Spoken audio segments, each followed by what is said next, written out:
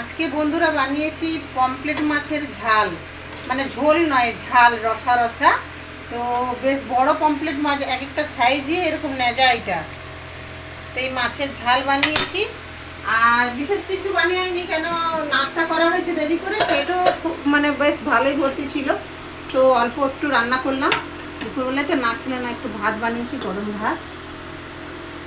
আর বানিয়েছি এটা হচ্ছে মূলো শাক ভাজা। আজকে তোমার দাদা মূলো শাক এনেছে, তাজা মূলো শাক বলে আমি ভেজে দিলাম সঙ্গে সঙ্গে, একটু মূলো মিশিয়ে আর শাক দিয়ে মূলো শাক ভাজা। এই যে মাছের ঝাল, দেখছো ভুলা যাচ্ছে না, যেটা বেশ ভালোই ভারিয়েছে। বেশ পেঁয়াজ বাটা দিয়ে, টমেটোর বাটা দিয়ে, আদা রসুন বাটা দিয়ে, লঙ্কা বাটা দিয়ে, যেমন আমরা মাছের ঝাল বানাই বন্ধুরা, ঠিক সেরকম মাছের ঝাল হয়ে গেল। গরম ভাত, মূলো শাক আর মূলো ভাজি আর মাছের ঝাল, ব্যাস।